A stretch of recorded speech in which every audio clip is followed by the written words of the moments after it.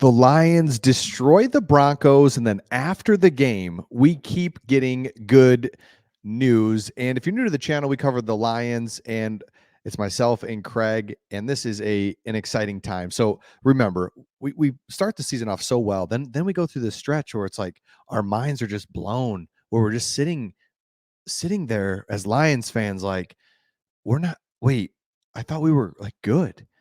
Are we not good anymore? Is Jared Goff terrible? It's like, this is why the Rams traded him. And your mind is like, because you're just so disappointed. And then it's like, no, there it was. St. Brown, Laporta, Jahmyr Gibbs, defense playing well. So we'll get into a couple more reasons why the Lions keep getting more good news after they throttle the Broncos, who, by the way, were a team super hot, playing for their playoff lives, playing for the division. They were one game back of the Chiefs. They had split with the Chiefs. So it was like a legit Broncos team that came into Ford Field. The crowd was a factor. Like, how many times is the crowd a factor and then it's not? And then, like, the Seahawks beat us, or Thanksgiving, the Packers beat us. And it's like, what the heck's going on? So the crowd was a factor. The defense was flying around. Our playmakers were making plays. That's what we'd love to see. So here's some more good news. Couple different things. First thing is, you look at the NFL results from this week. Vikings lose. Huge. Saints, that doesn't really matter. Browns beat the Bears. Great. Just for the Bears were really no threat for us in any sort of like division or anything, but good. Thank you, Browns. That's great news. Buccaneers beat the Packers. Thank you. Just in case the Packers were thinking they were going to sneak around and come up for the division or something. No, you're not. You're out. Thank you so much. But here's the one that I love. It's this one. Bills 31, Cowboys 10. This is awesome because we're fighting for the Cowboys for that second seed. Are we going to get the second? We play the Cowboys. But for a minute there, the Cowboys were playing so well, and the Bills were not. And they've come on here the last couple of weeks. But to see the Cowboys just get throttled, it's like, okay, cool. Because for a minute, it's like, wait, because at the same time, we're not doing good. The Cowboys are doing good. And it's like, no, the Cowboys are really good and we're not. It's the NFL. You're going to get humbled from time to time. And it was great to see the Cowboys get humbled. Anytime the Cowboys lose, just in general. I mean, come on.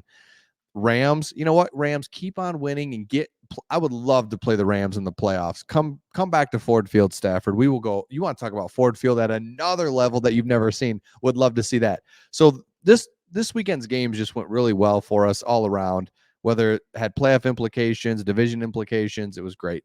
Next thing, Jahmyr Gibbs. So right as the game was happening, Gibbs and Laporta are doing great. And I got two other things here. This one, and then I got one more that I think we'll all just be like, yep, that's the big one.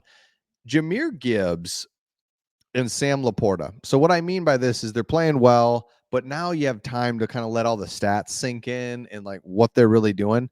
So they're the first pair of rookies to have at least 8 touchdowns in a season since Reggie Bush and Colston in 2006. Gibbs has 8. Laporta has 9. They have 17 touchdowns combined with 3 games still remaining in their first season. So plain and simple, without these guys, we're not having the season that we are, especially Laporta. I think the running back room, we would have figured it out. But you look at our third string running back, I can't even think of his name, that we don't ever see him. We see him on kick returns and he never kicks, never returns the ball. Let me know in the comments if you can think of his name before I say it, because I'm going to think of it. What the heck's his name? Craig Reynolds. Thank you, everyone, so much. The two combined for 5 touchdowns in the 42-17 win. Laporta caught 5 of his 6 targets for 56 yards and 3 touchdowns. His 9 touchdowns not only set a team record for the tight end position, but for any position his rookie year. So you're talking Calvin Johnson type of stuff, right? I love that. He's the only rookie tight end in NFL history to produce at least 70 receptions, 700 receiving yards, and 9 touchdowns in a season. So you think of Tony Gonzalez, Gronk. I mean, right? Just go around to all these tight ends that, man, your rookie year at tight end is very difficult. So you just start seeing these stats, just bang, bang, stat after stat. It's like, let's go. Love that. Laporta, outstanding. Gibbs, 100 yards. Remember we couldn't get a 100-yard rusher to save our lives? Couldn't find one. Abdullah, right? Remember how terrible he was?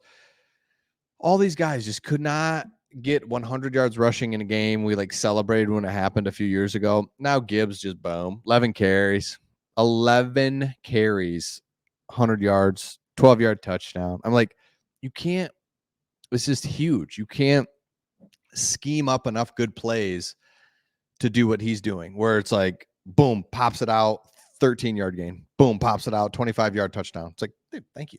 So that is awesome. And then the last thing, and we could spend a ton of time on this one, but you get my point. Love what he's doing. Love what these rookies are doing. And then the last one that's just, we have great news, is that the defense could possibly be fixed with one guy, and that's Ife Melifonwu, a guy that we drafted 3rd round, Syracuse, big, strong corner, that when we drafted him, it was like, let's go. And in the limited time he got in the first 2 seasons, man, he made some plays, but he's always injured. And it was appearing that he was going to be our starting safety about 5-6 weeks ago, but then he injured himself again in practice. So we had to wait. Tracy Walker's in, and it's just like, oh my gosh, Kirby Joseph and Tracy Walker at safety is just not it. That's not the recipe.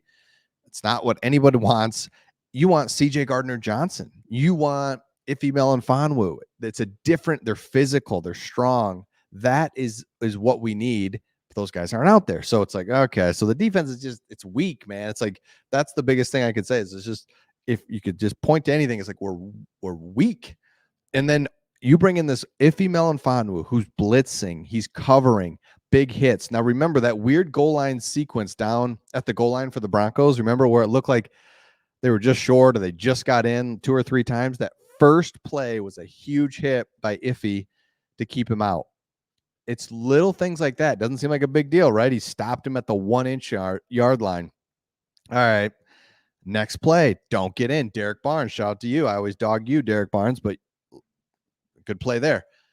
Next play, offsides, all this stuff, and they end up kicking a field goal. But it's Ife Melifonwu has changed the defense. I mean, I don't think it's too crazy to say that, because it gave Aaron Glenn the confidence to blitz him from the safety position, like a safety blitz. Let's go, get in there, make something happen. He came from around the outside. He was covering. He was punching the ball out over the top of the big tight end. Tracy Walker's always drove me crazy because he's not good at anything. It's no offense. That sounds terrible, but he's not good at pass block. He's not good at pass blocking, like pass defending. He's not like a real strength. He's not super physical. He thinks he is. He's always flexing over guys. It's like, it's not like you're really physical though, dude. Kirby Joseph, same thing. Yeah, you had interceptions last year. Love that. But you're not really the guy. Sorry. Like CJ Gardner-Johnson is. He's injured, so fine. So this is huge. It's the defensive personnel we've needed for a long time. So the news just keeps on getting better. The Lions are in great shape heading into the final 3 weeks. Let me know your thoughts in the comments, and we'll see all of you on the next one.